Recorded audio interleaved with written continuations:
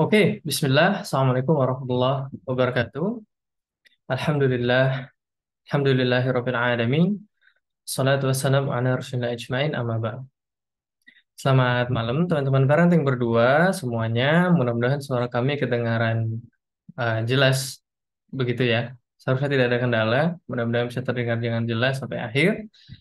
Mudah-mudahan teman-teman sekalian dalam keadaan baik dan sehat sekeluarga, lapang rezekinya dan dimudahkan urusannya diterima amal-amalannya oleh Allah Subhanahu wa taala.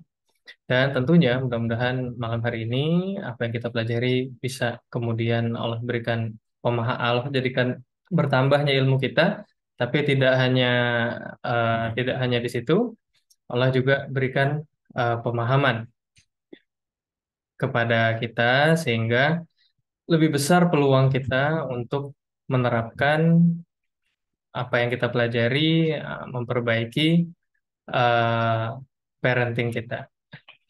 Nah, ini ada yang baru saja ditanya suaranya ya. Ini ada yang nanya suaranya tidak ada ya. Tidak ada karena beliau belum join audio. Begitu. Ya, saya bantu. Oh ya sudah. Oke. Terima kasih. Ya, Alhamdulillah ya. Nah, seharusnya tidak ada kendala. Begitu. Nah, mungkin sedikit ancang-ancang Mm-mm.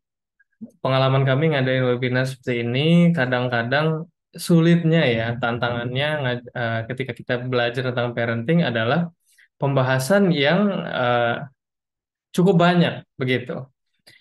Apalagi bicara tentang kemandirian. Kemandirian ini sejatinya adalah persoalan besar, ya, dan sesuatu yang panjang. Nanti akan kita pelajari. Jadi sebenarnya pada dasarnya tidak akan sempat kita bahas semuanya secara mendalam pada malam hari ini. Jadi khusus malam ini kami akan mencoba, mudah-mudahan nggak miss, ya, mudah-mudahan tepat tujuan. Kami akan mencoba untuk langsung menjelaskan kepada intinya dengan lebih singkat, dengan lebih to the point. Lalu ada beberapa contoh yang akan kami bagikan, supaya mudah-mudahan ada lebih banyak waktu buat teman-teman untuk bisa bertanya. Begitu. Nah, karena itu nanti sebelum bertanya, kami harap teman-teman bisa memperhatikan dulu dengan baik pembahasannya, karena insya Allah semua yang ditanyakan ya mesti berhubungan dengan yang sudah kita bahas pada malam hari ini. Ya, selama pertanyaannya tentang kemandirian. Ya. Kalau pertanyaan tentang finansial yang nggak nyambung ya. Begitu. Oke, sebelumnya perkenalkan saya Aldi dan istri saya. Saya biasa dipanggil Teh Indah. Ya. Oke. Oh, sudah Nah, ya. insya Sudah Allah. dibantu.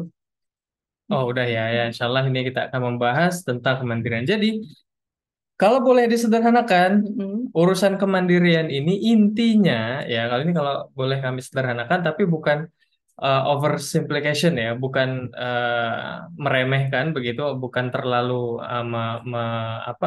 mensimplifikasi begitu. Tapi kalau kita sederhanakan, intinya kemandirian itu adalah kombinasi dari 3 poin, ya, 3 hal utama. Yang di sini bisa teman-teman lihat di layar, kita sebut dengan segitiga kemandirian. Oke, apa aja komponen dari segitiga itu? Ya, anak itu bisa mandiri ketika ketiga komponen ini ada. Yang pertama, bonding. Mm. Bonding yang kuat, yaitu koneksi emosional yang kuat antara orang tua dan anak. Yang kedua adalah boundaries atau aturan, batasan yang jelas. Oke, komponen yang kedua. Komponen yang ketiga adalah conditioning. Conditioning itu pengkondisian, ya pembiasaan. Kalau kita orang awam lah ya, Mm. bilangnya pembiasaan. Tapi kalau bahasa kerennya ini conditioning ya, Mm. pengkondisian. Itu bahasa psikologinya. Ya, bahasa mudahnya pembiasaan. 3 komponen ini yang penting, yang pasti ada insya Allah pada anak-anak yang mandiri. Sebaliknya juga 3 komponen ini yang biasanya juga nggak ada. Ya, salah satunya atau malah ketiganya yang itu nggak ada pada anak-anak yang kurang mandiri. Nanti coba sama-sama kita bahas dan kita lihat. Nah, saya akan menjelaskan pertama di bagian bonding. Karena ya bisa dibilang ini apa kalau Fondasinya. fondasinya ya meskipun ini posisinya di atas ya Mm-mm. kebalik ya harusnya di bawah tapi kalau segitiga diputar sama aja begitu. Oke, karena bonding ini fondasinya. Bonding itu ya bonding ya. Ini bonding ya. Nah, gimana sih ya gini ya. Nah, ikatan yang kuat. Tapi tidak hanya ikatan apa? Ikatan emosional. Ya. Mm. Ikatan emosional yang kuat antara orang tua dan anak. Oke, kenapa bonding ini menjadi komponen penting dalam pembentukan kemandirian? Karena ketika bonding orang tua dan anak itu kuat, maka seperti yang bisa teman-teman lihat di sini, eh, kita cor-cor sedikit ya. Bonding itu berfungsi sebagai bank emosionalnya anak, ya. Oke, seperti yang bisa teman-teman lihat sini. Nah, ini pernah kami buat sebagai konten waktu itu di Mm. Instagram. Mungkin ada teman-teman yang udah baca. Analogi sederhana, kalau teman-teman punya uang, sisa uang hanya 10.000, begitu, lalu belum makan, ya, dan harus makan. Nah, sedangkan biaya makannya 8.000. Tapi teman-teman benar-benar hanya punya uang 10.000. Ya, ya coba kita posisikan ada di situ. Ya, meskipun mungkin saya yakin, alhamdulillah teman-teman semua dalam kondisi ekonomi yang baik ya. Cuma bayangkan, coba bayangkan kita hanya punya uang 10.000 dan kita belum makan dan kita harus makan bayar uang 8.000 gimana? Kira-kira. Mesti cemas, ya. Subhanallah, saya punya uang 10.000, lapar banget. Tapi kalau saya beli makan sisa 2.000, nggak tahu pulang naik apa. Mungkin begitu ya bayangannya ya. Cemas, oke? Cemas, takut, ya. Tapi kalau teman-teman punya tabungan 1 juta dan belum makan, ya, harus beli makan nasi goreng 15.000, kira-kira gimana? Ya, oke? Ngerasa aman, ya kan? Mm. Oh nggak apa-apa, beli nasi goreng 3 porsi sekalian, ya 15.000 kali 3. Kenapa? Karena saya masih punya uang 1 juta. Santai aja. Oke, jadi ketika harus berkurang, ketika harus melakukan hal yang sulit, itu tenang, mudah, lebih merasa aman. Seperti itulah namanya saldo emosi dampaknya terhadap kemandirian. Ketika bonding itu lemah, maka saldo emosi anak itu lemah. Ya, ada yang bilang ini apa namanya? Tangki Tangki cinta. cinta, Ya, itu istilah tangki cinta, ya. tangki Tapi secara emosi. secara psikologi sebenarnya ini lebih tepat disebutnya saldo emosi, begitu. Nah, ketika saldo emosinya tipis, ya, dan anak harus melakukan hal-hal yang sulit, yang mana hal kemandirian, belajar kemandirian itu biasanya sulit ya, menantangkan bagi anak-anak ya, suruh rapiin kasur, suruh nyusun tasnya sendiri dan yang lain ya. Nah, ketika harus mengerjakan hal yang sulit, anak-anak mudah stres. Akhirnya apa? Menolak, nggak mau, ya, tantrum. Ya, banyaklah respon stresnya. Begitu. Tapi ketika saldo emosionalnya tercukupi karena bondingnya kuat, ya, Mm-mm. anak akan lebih mau diajak kerjasama. Ketika harus Mm-mm. diajarin hal-hal yang berhubungan dengan kemandirian itu pasti, karena memang terbukti seperti itu, teman-teman sekalian. Itulah kenapa bonding itu menjadi fondasi. Ya, bahkan sebenarnya kalau mau disederhanakan ya, kalau bonding orang tua anak itu kuat ya, sebenarnya kita Mm-mm. sebagai orang tua mau marahin anak itu agak lebih enak sebenarnya. Ya. Kenapa? Karena ketika bonding itu kuat dan kita kelepasan salah marahin anak, ya, anak akan merespon kemarahan itu tidak secara berlebihan. Begitu. Ya, kenapa? Karena saldo emosionalnya tercukupi. Ya, karena anak tahu bahwa, oh, ibu marahin saya bukan karena ibu benci dengan saya. Begitu. Bukan karena saya jelek.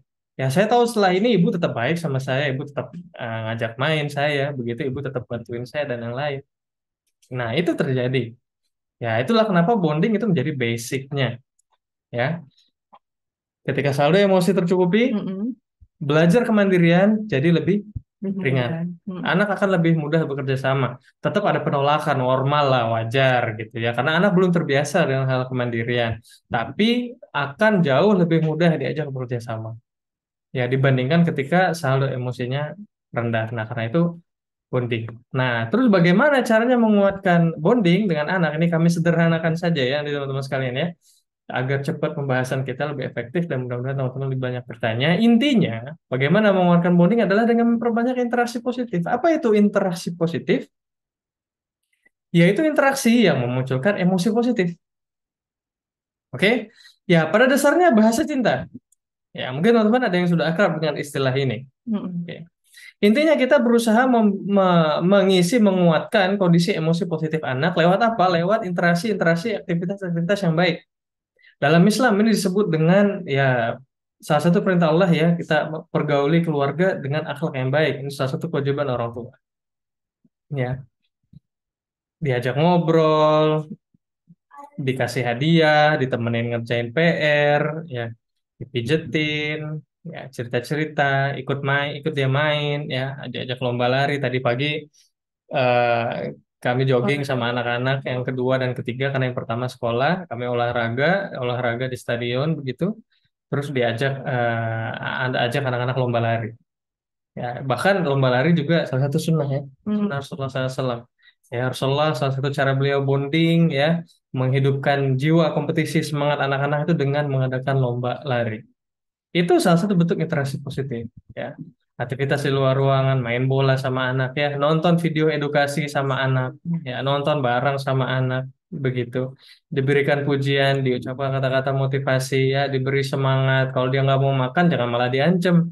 Diberi semangat, begitu diingatkan saja, ayo makan, ya, ayo semangat, ya, makan Ditahan sayurnya. ancamannya Ya ditahan aja ya ya. komunikasi intinya ini interaksi positif ya. Nah, interaksi negatifnya dikurangin, ditahan ya, mengancamnya, marahnya dan lain-lain. Itu semua interaksi positif ini akan nambahin saldo bank emosinya anak. Mesti itu akan jadi simpanan ketika nanti udah harus belajar kemandirian ya. Itu anak akan lebih mudah diajak bekerja sama. Nah, itu adalah komponen yang pertama dan yang paling penting dan yang terus kita lakukan ya, bonding apa sih kalau dulu itu istilahnya? Bonding is everything ya. Iya. Ya, bonding terus-terusan begitu karena ya kuncinya di situ. Hanya di situ Hmm. yang paling itu yang paling penting, yang paling pertama. Nah, itu komponen yang pertama dari kemandirian. Tanpa bonding yang kuat, jangan harap ngajarin anak mandiri itu akan mudah. Mesti pusing sendiri, teman-teman sekalian. Mesti pasti itu terjadi. Kayak gitu. Nah, komponen yang kedua dari segitiga kemandirian adalah aturan yang jelas, boundaries. Gimana tuh? Oke, ini saya sedikit dulu tentang bonding ya nih teman-teman.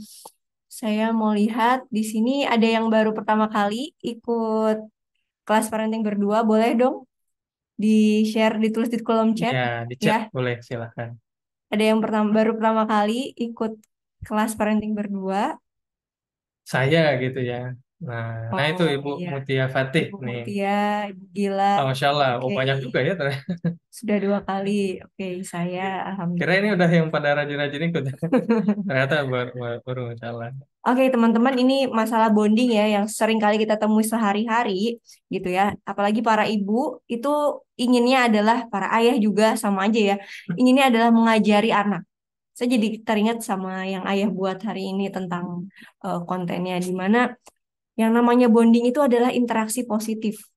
Dan yang akan melekat ke dalam diri anak-anak itu adalah lebih banyak interaksi koneksi emosionalnya yang bukan dalam hal menasehati. Ya, Coba teman-teman bayangin gitu ya, sebagai seorang istri, kalau misalnya sama suaminya, suaminya nih hobi menasehati. Dia kira itu adalah bentuk bondingnya dia sama istri. Tapi ternyata teman-teman, yang namanya bonding itu adalah di mana si anak dan juga orang tua itu ada dalam kondisi yang santai, dalam kondisi yang senang, yang bukan satu arah terus. Nah, seringkali gitu kan ya, kita ya, pengennya ngajarin terus, kita pengennya ngasih nasihat saat bersama anak. Padahal ya ada waktu-waktu tertentu anak bisa dinasehati. Nah, ingat, interaksinya harus positif dan itu harus lebih banyak daripada keinginan kita untuk menasehati anak. Itu yang pertama. Kita masuk ke aturan yang jelas ya, teman-teman. Boundaries. Saya yakin teman-teman udah tahu ya yang namanya aturan. Di sini teman-teman bisa baca sendiri. Aturan itu adalah apa itu aturan? Yaitu aturan-aturan yang mudah dipahami dan mampu anak lakukan. Nah, ini syaratnya untuk bisa memandirikan anak. Apalagi nih anak-anak di fase egosentris ya, usia 3 tahun. Ini tuh salah satu sign gitu ya, salah satu tanda dari Allah bahwa dia sudah muncul kemandiriannya, dia sudah bisa gitu ya untuk ngambil keputusannya sendiri. Jangan selalu kita yang ngambil keputusan. Dan aturan ini juga ya untuk anak 3 tahun, 4 tahun baiknya kita bicarakan gitu ya. Jangan hanya kita terus yang mengatur. Udah stop sampai usia 0 sampai 3 tahun kan itu cukup ya kita terus yang ngatur anak, kita terus yang ada di posisi satu arah itu. Di usia 3 tahun mulai kita harus agak mengendorkan self control kita, mengendorkan kendali kita sama anak-anak dengan apa? Dengan cara dilibatkan gitu ya. Kenapa? karena anak itu bisa mandiri mengikuti aturan sesuai dengan kapasitasnya. Mungkin ada yang kita kasih aturan makan sama anak ya. Kalau makan itu habis cemilan. Kalau mau makan cemilan itu setelah makan berat. Ada mungkin dikasih tahu ke anak A, dia cepat ngertinya. Kondisi yang berbeda dengan anak B yang sudah berulang kali nih kita kasih aturannya, tapi beliau nggak ngerti. Nah, ini balik lagi ya teman-teman, karena kapasitas kognitif anak itu berbeda-beda. Dan ini kita harus legowo dengan hal ini. Insya Allah di usia 6-7 tahun ya, saat kapasitas otaknya berkembang lebih baik, anak-anak mampu memahami aturan ini. Lalu bagaimana caranya kita membuat aturan nih sama anak? Yang pertama adalah selalu sederhana. Selalu kita ingat apakah aturan ini mudah dipahami, apakah sudah disampaikan dengan cara yang mudah dipahami atau ternyata terlalu panjang lebar. Misalnya nih, kita sudah misalnya anak kita gitu ya, kita ingatkan di tetangga. Ya kita briefing dulu sebelum pergi ke rumah tetangga, nanti di rumah tante gitu ya. Jangan naik ke sofa, jangan loncat-loncat di atas meja, terus juga jangan lari-lari. Nggak bisa anak usia 3 tahun dengan kondisi Nggak bisa mengingat kapasitas itu banyak kognitif, banget ya. kapasitas kognitif ya, yang unik gitu ya, yang terbatas itu diberikan aturan yang panjang lebar. Nggak bisa. Rambu-rambunya cukup satu hal aja gitu ya. Nanti jangan naik di atas meja. Kita tahu rentang konsentrasinya juga terbatas gitu ya, anak-anak di fase egosentris, anak-anak di usia 3 tahun ke atas. Nah, ini nih yang sering kali kita miss ya. Saya juga di bagian ini yaitu pengulangan. Mengingatkan aturan secara berkala, kemudian perbanyak contoh. Nah, ini seringkali orang tua itu hanya lebih banyak ke verbalnya gitu ya. Ingat, makan sayur saat makan. Misalnya gitu ya, kita kasih aturannya saat malam hari, pagi hari bangun tidur, pulang sekolah. Tapi kita lupa untuk modeling. Hanya kebanyakan nyuruh-nyuruh aja. Makan sayur. Nanti nonton TV-nya hanya 15 menit, hanya 1 jam misalnya gitu ya. Tapi kita nggak memantau anak, kita nggak mendampingi dulu anak kita nggak mengevaluasi. Nah, ini pentingnya nih ya, evaluasi. Apakah anak sudah memahami aturannya? Kemudian, apakah kapasitas anak sudah memadai untuk menjalankan aturan ini? Anak usia misalnya ya 3 tahun gitu ya, disuruh untuk nggak berebut mainan sama kakaknya, ataupun beresin mainan sendiri. Itu agak susah ya teman-teman ya. Dan memang di sini ya sebagai orang tua gitu ya, mungkin kita harus benar-benar sabar. Kita harus benar-benar merasakan gitu ya, yang namanya menemani anak gitu ya. Karena ya alhamdulillah kami ngerasain yang namanya kemandirian itu memang baru terlihat di usia 6-7 tahun saat sudah mulai sekolah gitu ya ya. Ya walaupun gitu ya kita tahu nih ada hal-hal urgent yang memang ini bisa nih untuk anak usia 3 tahun tuh mereka mandiri tuh bisa nih seperti contohnya mandi sendiri itu mereka bisa insya Allah. Terus juga makan sendiri itu juga bisa. Beresin mainan itu mungkin agak susah ya. Memang itu perlu terus kita pantau. Tapi nanti anak kita usia 7 tahun karena sudah ada kebiasaan itu kita pupuk gitu ya, mereka akan mampu. Nah, seringkali orang tua ini langsung jatuh pada menghukum anak. Gitu ya, anaknya nggak mau makan sayur langsung mengancam dengan ancaman kosong. Langsung Nggak konsekuensi. mau makan sekarang, taruh di luar. Gitu ya. Nggak jarang kita juga, saya juga seperti itu ya sama Dulu, suami. dulu pernah gitu. Iya. Ya dulu juga gitu. Nggak mau makan sayur, tidurnya di luar. Hmm. Ya dulu juga begitu, teman-teman. Kalau nonton TV nggak mau berhenti ya udah, nggak akan dibeliin apa. Misalnya kayak gitu kan ya sering kali. Nah, teman-teman, dalam menghukum anak ini kita juga harus tahu nih aturannya. Ya, nanti tentang menghukum ini terus juga tentang yang namanya batasan akan lebih lanjut kita bahas di kelas latihan tegas ya insya Allah nanti minggu depan. Nanti akan ada ini ya posternya. Oke, setelah yang namanya aturan yang jelas ini, gitu ya, yang harus selalu kita evaluasi. Yang pertama kita evaluasi adalah gimana cara kita, gitu ya, membawa aturan ini, menyampaikan aturan ini sama anak kita. semudah mungkin Iya, sampai dia paham, ya sesederhana mungkin sampai anak paham gitu. ya selalu evaluasi ini anak saya paham nggak gitu ya. Karena case-nya gitu, ini pernah terjadi sama anak saya yang kedua yang memang susah untuk makan sayur. Dia itu ternyata ya yang salah itu di saya. Karena apa? Sayanya nggak konsisten untuk tidak memberikan cemilan setelah makan berat. Jadi tetap aja saya kasih cemilan terus anak saya sehingga makannya tuh nggak habis. Padahal udah disampaikan terus aturannya. Kenapa ya? Oh, ternyata yang miss adalah saya tetap terus memberikan cemilan. Jadi anak tuh di pikirannya bakal merespon bahwa ibu saya ini akan terus ngasih cemilan walaupun saya nggak makan juga nggak apa-apa. Gitu. Itu yang terkadang yang memang harus terus kita evaluasi. Nah, lanjut ya ke lingkungan yang mendukung. Tapi juga Boleh. sedikit ditambahin, eh, seperti yang bisa teman-teman lihat di sini ya, tanda ini. Mungkin bagian evaluasi ini penting ya Bu ya, Mm-mm. dalam persoalan aturan, ya, menerapkan aturan jelas biar anak mandiri. Karena apa? Karena seringkali poinnya di masalah boundaries ini itu adalah ya kita ngasih aturan itu masih terlalu tinggi. Itu yang seringkali terjadi. Mm. Kayak gitu. Kayak tadi ngelanjutin penjelasan Teh Indah ya. Persoalan anak kedua yang susah makan sayur begitu. Salah satu sebabnya karena juga kurang konsekuen tadi. Dia makan nggak makan ya tetap dapat cemilan begitu. Tapi yang kami lakukan juga adalah menurunkan istilahnya aturan makan sayurnya sehingga menyesuaikan kapasitasnya. Mm-mm. Maksudnya gimana? Ya dalam ekspektasi kita ya makan sayur ya semangkok sop habis. Bener nggak? Ya kan? Itu perspektif kita orang tua. Ya kan? Semangkok sop ya habis. Pengennya mah begitu. Kan? Tapi itu tadi, ya, bagi anak yang sulit makan sayur, itu di luar kapasitasnya. Mm. Oke? Sehingga dia pasti akan selalu sulit untuk mandiri. Ya, ini kita meletakkan beban di luar kapasitas anak. Akhirnya apa? Akhirnya kita turunin. Ya, kita turunin. Akhirnya cuma makan labu, Mm. labu siam maksudnya, ya. Makan labu siam, itu pun jangan bayangin sepiring, teman-teman sekalian. Kadang cuma segini doang, ya. Potong gini doang. Itu pun juga dipotong-potong lagi. Kadang juga nggak habis. Ya.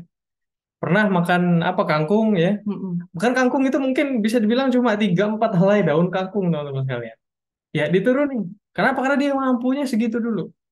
Ya, dan anehnya dalam tanda kutip ya, setelah kita turunin, ya alhamdulillah ya belakangan ini mulai bisa makan sendiri.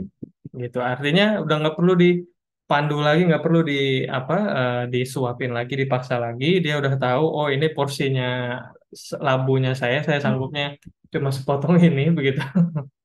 Ya, dan makan sendiri. Nah, terbentuk kemandirian. Bener nggak? Kan itu kan yang kita cari ya, anak mau makan sayur sendiri.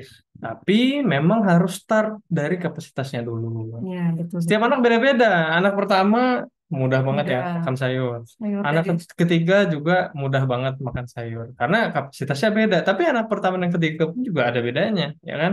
Kayak anak pertama mau makan tomat, yang ketiga nggak mau makan tomat, Mm-mm. begitu. Ya, apakah mau dipaksakan? Nggak usah, nggak perlu. Disesuaikan saja dengan kapasitasnya. Ya, yang penting mereka bisa makan sayur sendiri. Nah, nanti akan meningkat. Tapi soal ini nanti akan saya jelaskan di slide selanjutnya, ya. Bagaimana kita punya mindset yang tepat dalam hal mengajarkan kemandirian pada anak. Jadi ada dua komponen yang kita bahas. Pertama tadi bonding, Mending itu dulu yang harus selalu diisi. Kalau udah punya bonding, barulah kita kasih ngasih aturan. aturan-aturan. Mm-mm. Ya, aturan pun juga dievaluasi terus. Oh, jangan-jangan Nggak sesuai masih dengan terlalu berat kapasitas. buat Mm-mm. anak. Atau Ya, enggak yang terkadang itu kan biasa ya ibu-ibu milenial tuh ngelihat story orang lain, wah ini anaknya nih ekspektasinya nggak udah pas bisa nih. baca nih usia 3 tahun, usia 4 tahun, udah bisa makan sayur sendiri gitu ya. Hati-hati teman-teman yang namanya ekspektasi dan penting ini kita mengelola ekspektasi dengan menyesuaikan kemampuan anak. Itu juga yang terjadi sama saya gitu ya, melihat anak saya nggak mau makan sayur ya terus saya ancam gitu awal-awalnya. Tapi setelah kita menyerah gitu ya, menyerah untuk nggak ngancam lagi dan juga ya udah nyesuaiin dengan kapasitasnya anak.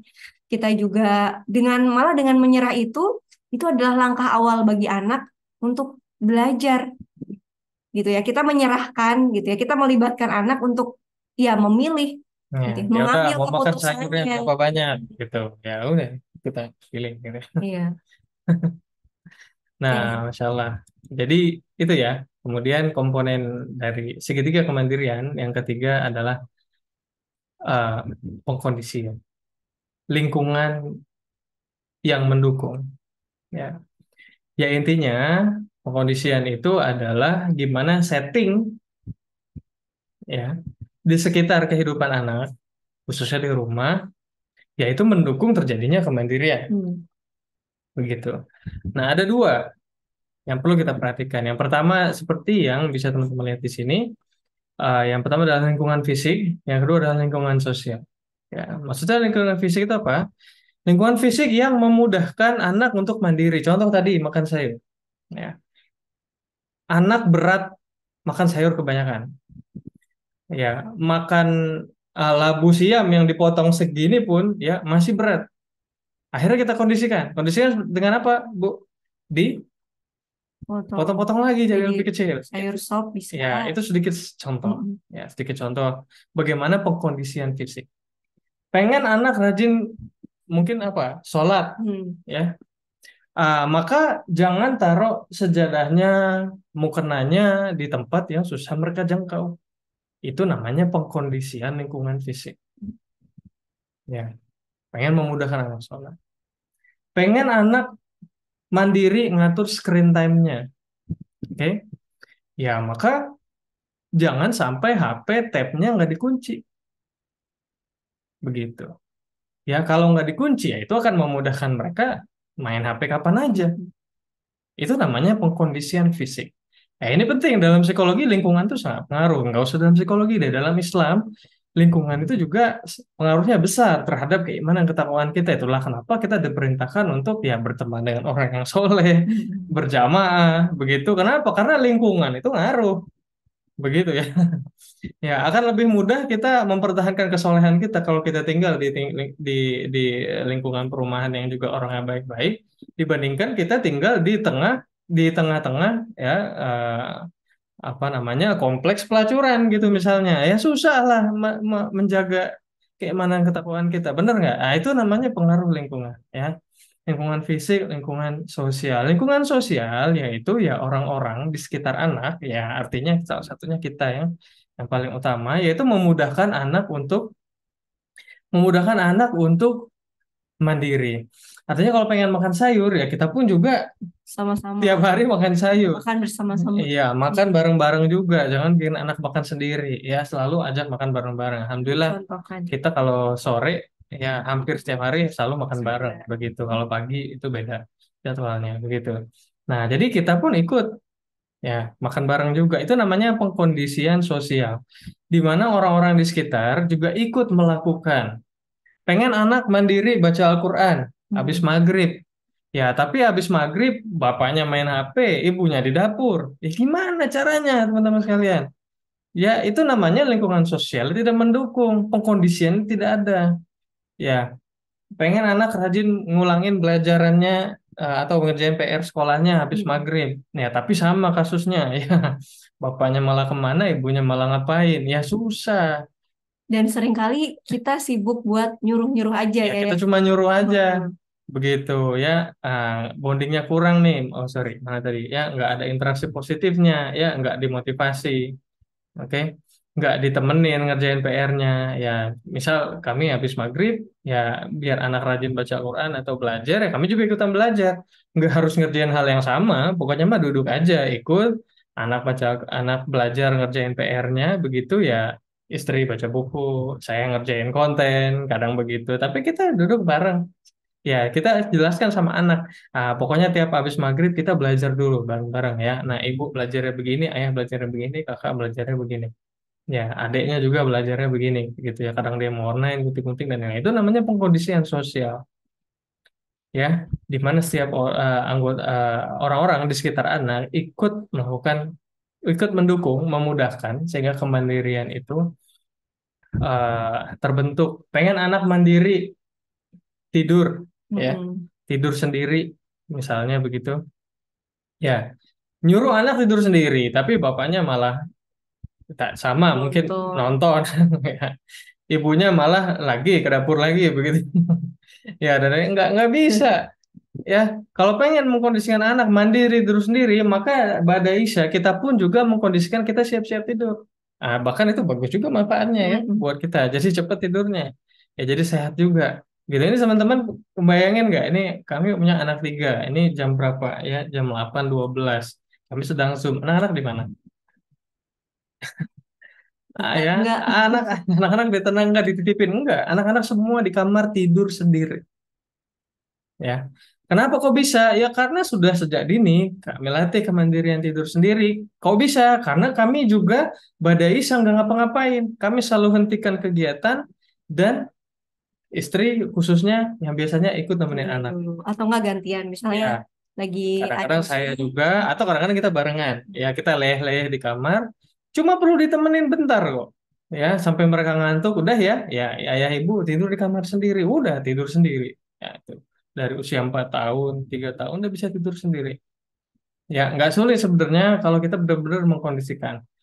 Itu contoh tidur tidur mandiri ya, tidur malam sendiri di awal waktu juga. Begitu. Nah, ketika kemandirian udah terbentuk, ada sedikit perubahan itu nggak jadi masalah. Contohnya Mm-mm. sekarang malam ini kemandirian udah terbentuk, tapi ayah ibu khusus malam ini harus ada Zoom, ya nggak bisa langsung tidur, ya nggak bisa ikutan tidur juga. Ya, tapi anak-anak udah paham, ya udah Mm-mm. tahu, ya oh ya karena udah biasa ngelihat ayah ibunya juga pada Isa langsung siap-siap tidur. Begitu meskipun di kamar juga kadang masih laptopan ya, Mm-mm. masih balasin chat. Ya masih nulis ya baca buku dan yang lain belum benar-benar tidur tapi kita udah mengkondisikan untuk siap tidur nggak ngapa-ngapain ya nggak masih ngurusin yang lain nah itu namanya pengkondisian sosial ya conditioning sekali lagi ketika lingkungan fisik lingkungan sosial itu memudahkan anak untuk mandiri pengen anak mandiri screen time-nya ya ayah ibu juga jangan HP-an terus. Ya, tahu tempatnya. Kami juga kerjanya HP, laptop Mm-mm. terus, tapi ya diatur dengan ya lebih tegas, lebih jelas. Jika sama anak-anak jangan begitu, ya. Jangan juga melihatkan di depan anak-anak apa kelalaian, ya. Tadi Sambil nonton. ya anaknya suruh ngaji, anaknya suruh belajar sendiri, bapaknya nonton YouTube-an gitu. Nggak, ini pengkondisiannya nggak ada, ya nggak bisa. Kayak gitu. Kalau menonton YouTube kan diem-diem aja nanti tunggu anak tidur. Dan salah satunya juga ya di lingkungan sosial ini adalah kita juga ngasih tahu anak kita kalau pekerjaan anak-anak adalah bermain.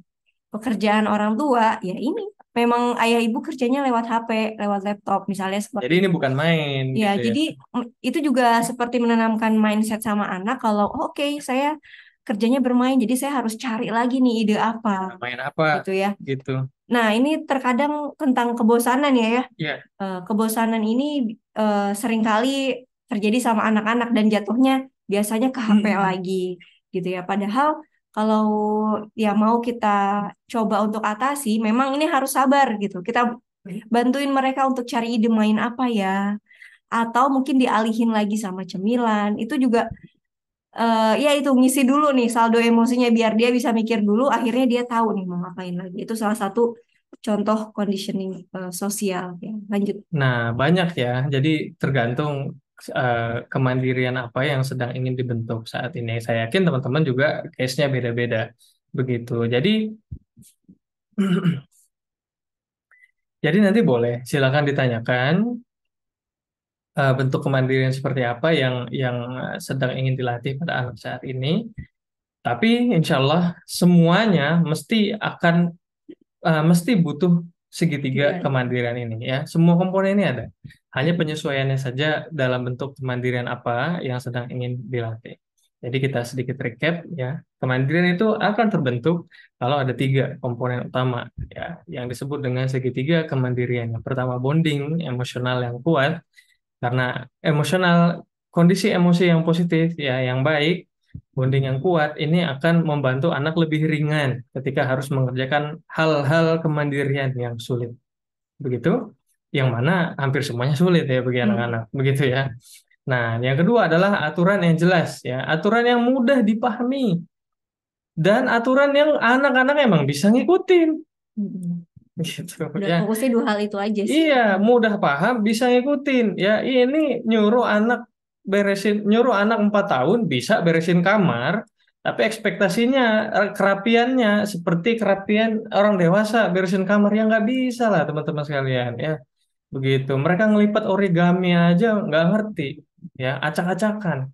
Lah disuruh ngelipat bersihin kamar seperti orang dewasa itu enggak. Ya itu yang namanya aturan itu enggak sesuai kapasitas anak. Itu diturunin, selalu dievaluasi, selalu diturunin sampai sesuai kapasitasnya. Kapasitas masing anak beda-beda. Mm. Ya kayak tadi ya, anak kedua kapasitas makan sayurnya rendah sekali. Tapi anak satu dan tiga, tapi di posisi yang lain ya, Mm. anak kedua ya, kemandirian dalam hal membereskan, membersihkan, begitu ya. Ini contoh kami ya, begitu itu Menyiapkan. jauh lebih tinggi dibandingkan kakaknya yang pertama dan adiknya yang ketiga. Kalau ada yang ketiga emang masih kecil, jadi nggak nggak nggak kami permasalahkan. Tapi dibanding kakaknya yang pertama jauh lebih bagus adiknya yang kedua. Ya, anak yang kedua dalam hal kemandirian, membereskan, merapikan itu jauh. Nah, itu setiap anak punya Mm. kapasitasnya beda-beda. Itulah kenapa harus kita sesuaikan. Ya, harus kita sesuaikan. Dan tentunya kita pun juga harus membantu mengkondisikan bagaimana benda-benda, ya, setting lingkungan di sekitar anak itu memudahkan mereka untuk mandiri, Ya, kayak gitu. karena Dan mandiri itu memang kebutuhan anak sih. sebenarnya emang Mm. butuh, ya, hanya saja masih nggak tahu mau gimana, Iya. begitu. Mm. Nah, jadi itu saja 3 komponen utama. Ya, ini kami coba jelaskan secara sederhana biar lebih mudah diingat aja, ya. Gitu. Nah, silakan bagi teman-teman nanti kalau ada pertanyaan sesuai dengan kemandirian seperti apa yang ini bentuk, boleh. Nah, sambil nunggu teman-teman bertanya, ini saya ingin menjelaskan mindset yang tepat ya. Jadi kemandirian itu adalah proses yang panjang, seperti ini teman-teman sekalian.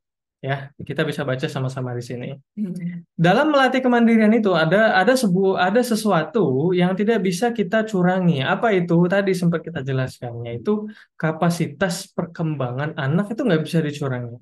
Ya. Jadi kemandirian itu seperti kita menanam pohon buah, ya. Oke. Kan kita tanam, kita rawat, kita pupuk, kita kasih pestisida dan semacamnya. Oke. Tapi kan dia nggak langsung berbuah, teman-teman sekalian. Benar ya? Nah, seperti kita tidak akan bisa mencurangi pertumbuhan pohon dengan menyiram lebih banyak atau memberi pupuk 10 kali lebih banyak. Menanam pohon jeruk. Pohon jeruk rata-rata berbuah, saya nggak tahu berapa ya, mungkin setahun misalnya begitu ya. Nah, apakah dengan kita siram lebih banyak dan kita pupuk 10 kali lebih banyak, dia jadi berbuahnya jadi hanya dalam 2 bulan berbuah? Enggak. Benar. Mm. Kenapa? Karena ada proses pertumbuhan pohon itu sampai berbuah itu nggak bisa dicurangi. Itu sunnatullah, teman-teman sekalian. Itu hukum Allah. Nggak bisa dicurangi, nggak bisa dipercepat, nggak bisa dipaksa. Ya, kalau teman-teman ngasih pupuk 10 kali lebih banyak ke pohon jeruk itu, ya malah mati. Kenapa? Karena toksik tanahnya, ya. Tanahnya jadi beracun. Ya, karena zat-zat unsurnya terlalu banyak. Begitu. Sama, oke? Anak-anak itu hanya akan mampu mandiri sesuai kapasitasnya. Ya. Setiap tahun mereka itu kemungkinan hanya akan menunjukkan progres-progres yang sangat kecil. Mm. Ya, misalnya teman-teman ajarin makan sayur, ya. Tahun ini baru bisa makan labu. Tahun depan mulai nambah makan bayam. Tahun depan misalnya begitu, ya. Jadi progres itu sangat lambat. Oke, Jangan membandingkan sama progres orang dewasa ya, itu pasti. seringkali. Iya, Ya, benar. seringkali yang bikin kita kesel, bikin kita marah-marah karena kita mikir, kok dulu saya zaman SD gitu ya, kok bisa saya lebih baik gitu misalnya dari anak saya. Padahal itu balik lagi, kita harus lihat lagi kapasitas perkembangan anaknya. Iya. Jadi nggak bisa dicurangin. Cuma kuncinya adalah tadi ya, kita sudah membentuk tadi segitiga kemandirian ini sejak sekarang. Tadi udah disampaikan Teh Indah, ya. Karena apa? Karena segitiga kemandirian ini yang akan jadi pijakan anak. Hmm. Ketika kapasitas usianya sudah memadai, usianya bertambah, kapasitas perkembangannya sudah memadai, pada saat itulah ya ya itu buahnya itu datang. Ya, buahnya itu kelihatan. Itu teman-teman sekalian. Ya, ini yang terjadi mungkin ya kita lihat oh hebat ya kakak sekarang udah bisa apa sendiri gitu ya. Hmm. Oh dia rajin kok dia udah rajin belajar sendiri ya inisiatif belajar sendiri sekarang kelas 2 SD ya. Tapi itu nggak datang tiba-tiba ya. Mereka bisa melakukan itu karena segitiga pondasinya ya segitiga kemandirian ini sudah kita bentuk sedini mungkin yang kita mampu. Nah sebaliknya seperti yang bisa teman-teman lihat di sini ya. Karena secara psikologi perkembangan rata-rata ya kemandirian itu baru bisa kelihatan ya di usia 8 sampai 8 9 tahun. Hmm. Ya rata-rata itu titik awal kemandirian itu baru kita sebagai orang tua itu mulai agak enak. Ya, mulai mulai kelihatan mulai agak enak, mulai masya Allah udah bisa ngelajain apa-apa sendiri, udah bisa inisiatif sendiri, ya. Tapi itu pun juga masih ada banyak yang perlu dibantu, ya 8 9 tahun, ya. Sedangkan kondisi kemandirian yang lebih ideal lagi, itu idealnya ya itu di atas usia 12 tahun. Itu yang kita harap ya udah bisa sholat sendiri, berangkat ke masjid sendiri dan yang lain begitu, ya. Tapi ya kondisi seperti ini hanya terjadi kalau kita sudah, seperti yang bisa teman-teman baca di sini kalau kita sudah membentuk Hmm. segitiga kemandirian itu sejak awal, ya, kita sudah menanam, memupuk, merawat, ya, segitiga kemandirian itu sejak awal. Jadi, ketika usianya datang, kapasitas perkembangan anak siap, buah kemandirian itu dalam tanda kutip tiba-tiba muncul. Padahal itu nggak tiba-tiba sebetulnya gitu ya.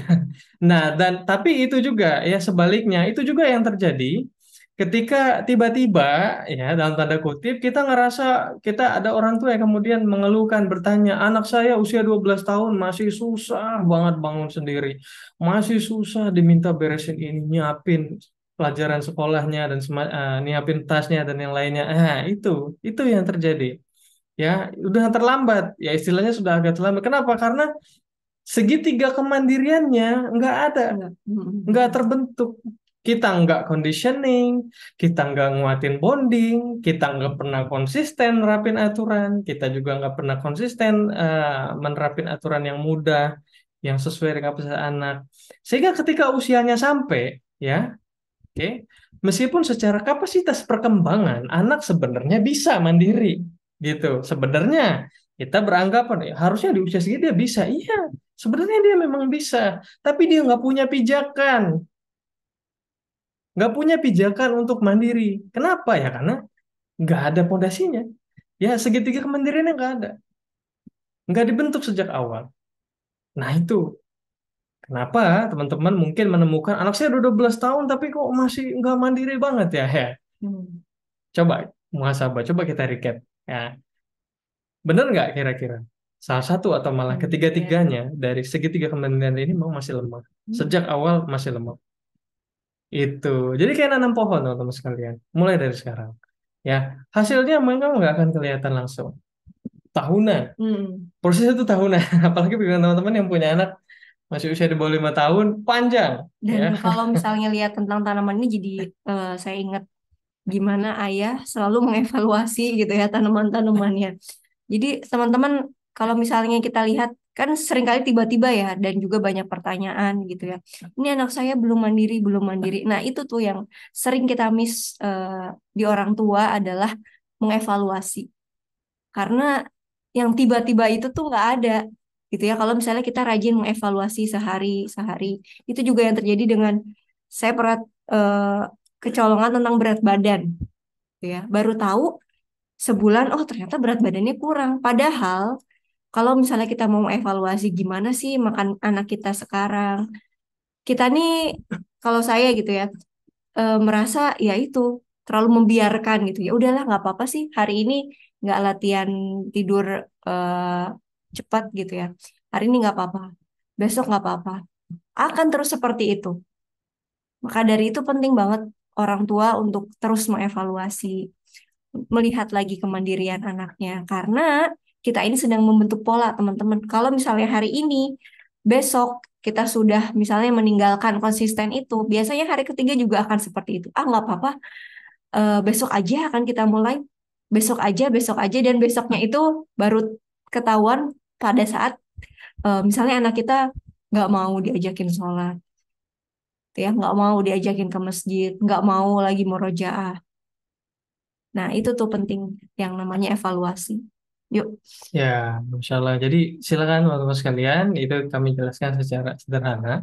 Mudah-mudahan simple tapi eh, bisa dipahami ya, Hmm. ya dan memudahkan.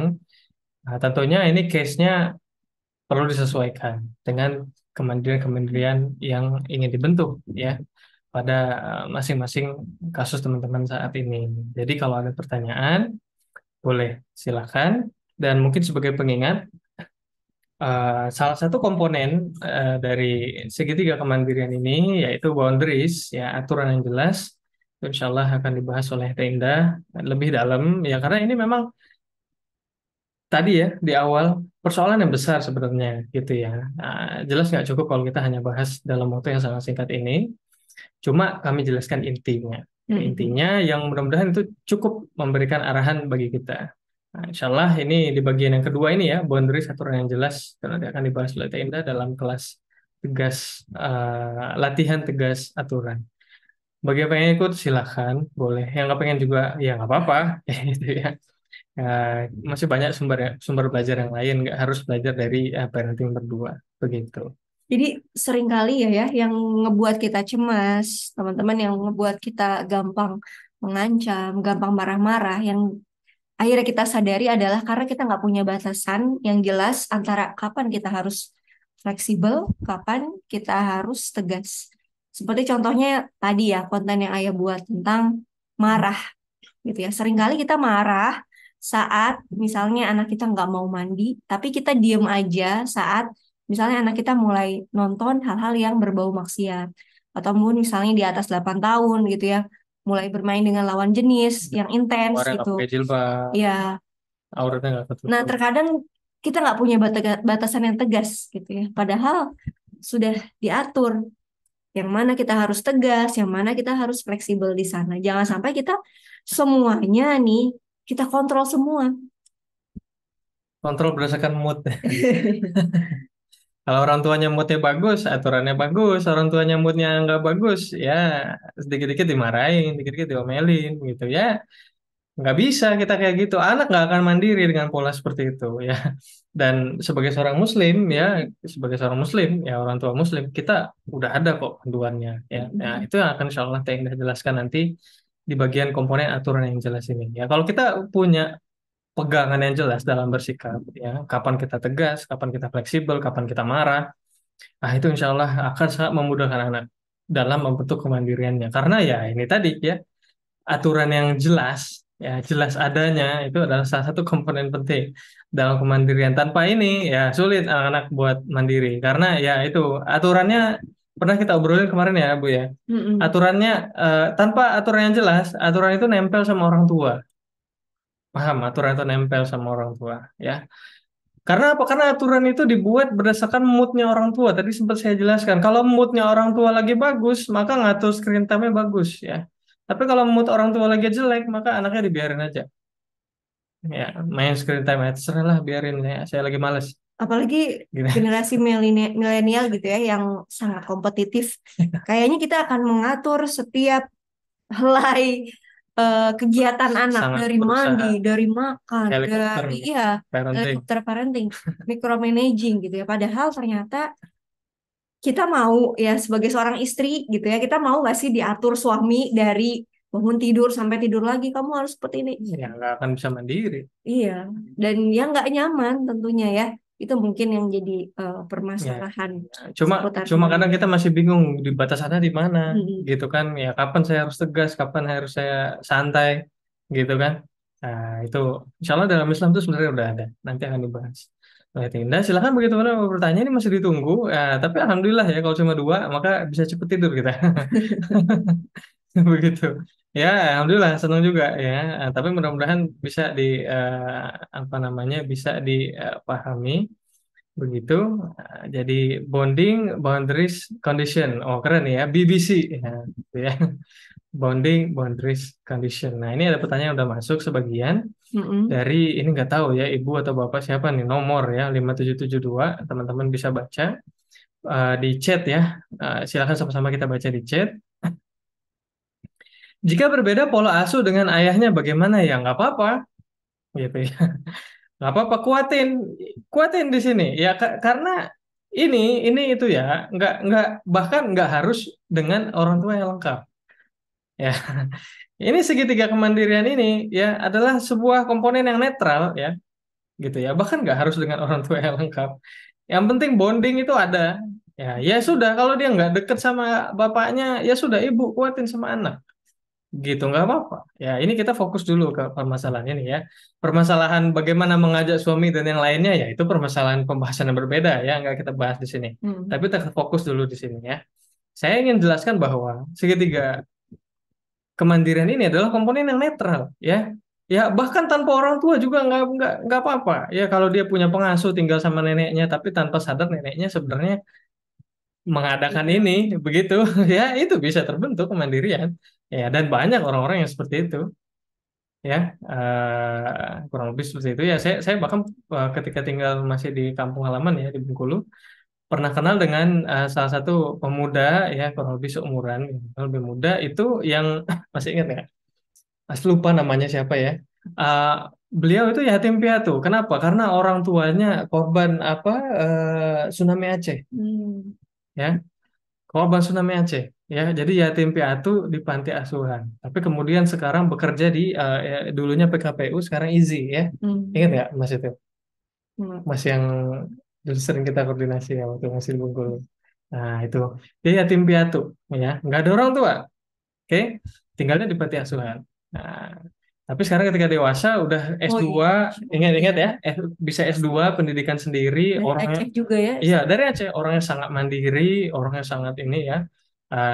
Kerjanya juga di bidang sosial yang sangat bagus sekali. Kerja di IZI ya, mungkin teman-teman dulu tahu namanya PKPU, sekarang jadi IZI. Nah, pokoknya sangat bagus sekali ya.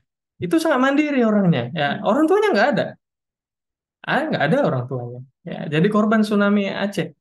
Begitu, tapi bisa terbentuk mana kok bisa? Ya, ya karena mungkin lingkungan di panti asuhannya bagus. Ya, tanpa sadar di panti asuhannya mengadakan ini. Sehingga jadilah dia pribadi yang mandiri. Jadi ini nggak bergantung pada walaupun jelas ya kalau suami istri kompak jelas akan lebih mudah. Ya, jelas akan lebih kuat, jelas.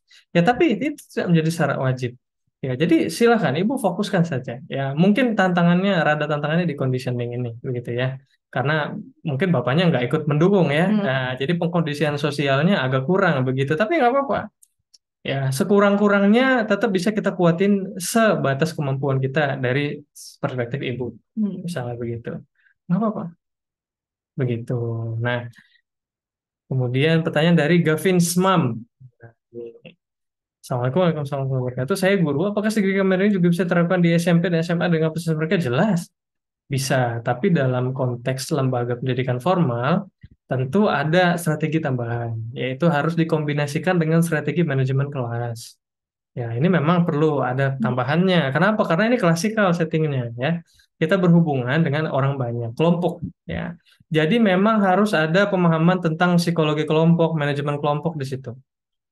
Ya, ini kalau dalam psikologi, psikologi kelompok itu dipelajari dalam psikologi sosial. Eh, Seharusnya, saya nggak tahu, idealnya ya, guru itu dapat pembelajaran tentang manajemen kelompok, ya, tentang manajemen kelas. Saya nggak tahu pendidikan keguruan itu seperti apa, begitu.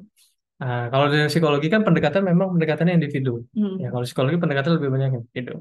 Nah, jadi ditambahkan dengan satu lagi komponennya, berarti ya, komponen kemandiriannya adalah grup, ya. Itu strategi pengelompokan, ya, strategi manajemen kelompok yang baik. Itu karena anak-anak SMP, SMA apalagi itu mereka identifikasi identitasnya ya dengan kelompok itu kan sangat erat. Ya itu anak-anak kan berkelompok, bergeng-geng gitu ya, katakanlah begitu ya. Nah, karena itu memang pengaruhnya sangat besar terhadap perkembangan mereka ya, teman dan yang lain. Nah, karena itu manajemen kelompok, manajemen kelas itu sangat penting. Nah, ini mungkin kisi-kisinya di situ ya, meskipun Hmm. nggak bisa kita bahas secara lebih mendalam. Karena ya ini nanti masuk pembahasan sendiri ya, untuk setting sekolah udah beda lagi konteksnya begitu. Nah, Intinya juga salah satunya adalah di aturan ya. Kalau anak-anak SMP, anak-anak SMA itu memang harus lebih banyak dilibatkan. Ya, Jangan hanya satu arah dari eh, lebih gurunya. gede, ya, Mm-mm. lebih gede usianya. Ya, lebih harus banyak dilibatkan, diajak diskusi, Ya, gitu ya. Diperhatikan lagi kebutuhannya apa. dan itu yang sangat berat Nah, iya betul. bagi seorang guru. Ya kan, apalagi menghandle anak yang banyak begitu, apalagi kalau sekolah negeri satu kelasnya berapa, Ibu, Ibu ya, Ibu Gavin. Gavin Mam Mm-mm. ya. Nah, ini ya memang kondisi inilah ya, kondisi pendidikan formal di Indonesia ya yang sebenarnya sih overload ya begitu. Nah, ya Tapi nggak tahu sekarang ini udah ada shadow teacher belum ya? ada sebagian sekolah yang udah nerapin Ya. shadow teacher itu kan sangat bagus ya untuk bantu manajemen kelompoknya Mm-mm. gitu. Intinya sih manajemen kelompok itu yang paling penting kalau di konteks SMP, SMA.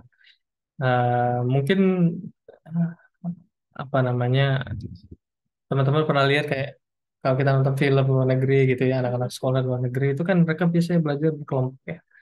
Nah, itu sebenarnya memang strategi yang sangat krusial dalam pendidikan formal di level SMP, SMA begitu. Itu kelompok. Nah, ini sebenarnya adalah praktek yang juga diterapkan di kalau di kuliah itu di Fakultas Kedokteran.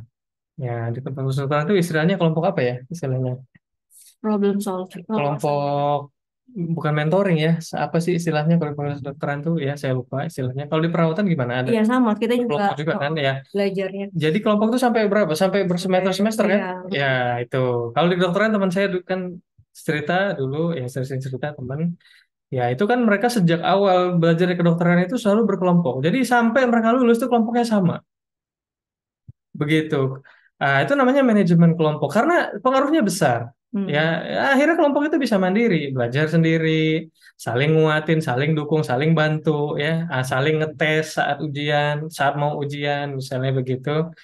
Nah, saling disiplin, ya, ngingetin disiplin. Ayo kita ngumpul di gini, gitu ya. Terus, itu manajemen kelompok itu kunci sih buat Hmm. SMP, SMA, kuliah itu juga. Itu diterapkan salah satunya di pendidikan kedokteran, Fakultas Kedokteran itu teman-teman akan temukan itu salah satu contohnya dan kelihatannya belum banyak diterapkan di level SMP, SMA. Hmm. Padahal itu sangat bagus sekali ya sebenarnya. Nah, boleh mungkin Ibu Gavin Smam menambah pengetahuan Hmm. tentang hal itu, ya mudah-mudahan bisa bermanfaat. Nah, ini Untuk, silakan. ya, untuk guru juga ya, maksudnya tambahin lagi dikit. Biasanya kalau misalnya saya dulu ngerasain jadi guru SD, itu mungkin di aturan, di conditioningnya kita cukup kuat ya, tapi di bondingnya itu.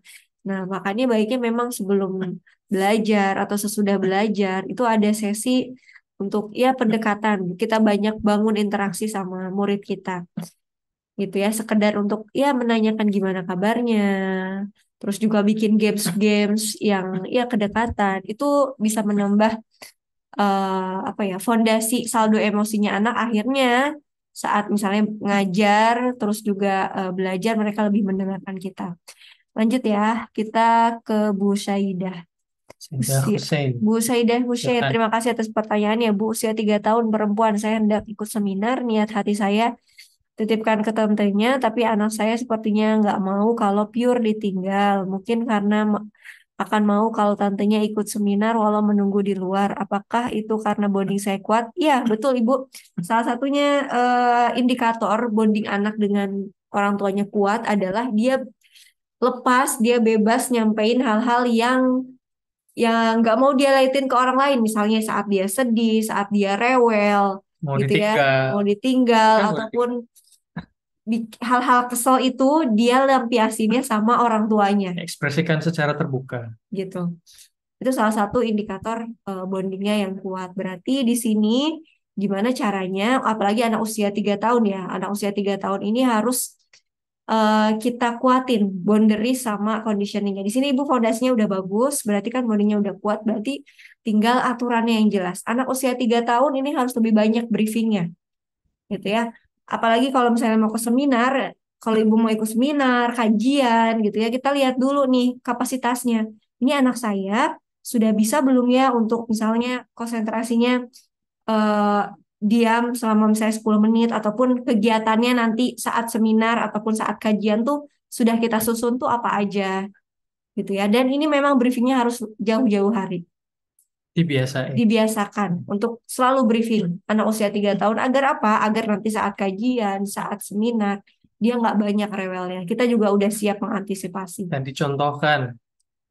gitu ya. Lingkungan yang mendukung tadi ya, berarti kita desain juga aktivitasnya, sosialnya, kita motivasi anaknya gitu ya untuk melakukan sendiri jadinya nggak jatuh terus ke screen time. Biasanya kan kalau misalnya seminar, kajian jatuhnya ke screen time lagi. Jadi kita lihat dulu nih kapasitasnya. Kalau misalnya kapasitas anaknya kita lihat ini nggak bisa nih anak saya terlalu aktif ataupun eh, misalnya dia terlalu apa ya, maksudnya akan jatuh lagi ke screen time lebih baik kalau saran saya ya ditunda dulu gitu ya untuk meninggalkan anak ikut seminar ataupun ikut kajian sampai nanti di usianya 4 tahun ya saat dia sudah bisa mulai mengatur dirinya sendiri, dia udah bisa memulai mengatur kontrol dirinya terhadap keinginan untuk screen time-nya itu ya misalnya saat kajian baru deh gitu ya kita bisa ajak anak kita gitu.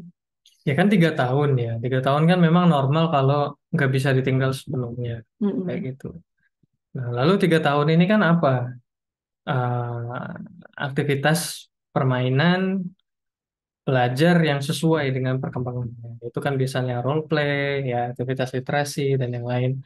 Nah, itu saya jadi ingat eh, dulu ya ketika anak masih kecil-kecil ya, bahkan masih bayi ya. Bulan Ramadan sebelum pandemi ya, bulan Ramadan tahun 2019 begitu. Itu kita kan suka tarawih di masjid yang agak jauh gitu ya. Nah, agak jauh. Ya, anak masih kecil ya, setahun, 2 tahun, 3 tahun, begitu. Lalu ya istri kan tentu pengen sholat tarawih, gitu. Yang namanya sholat tarawih kan lama, ya, untuk sekalian ya. Itu masjidnya juga agak lama sholatnya, gitu. Ya sama, kayak kayak mau ditinggal gitu juga. Nah, saya ingat sekali tenda itu sampai berangkat ke masjid itu bawa satu tas ransel ya. Isinya apa? Isinya mainan. Ya, oke.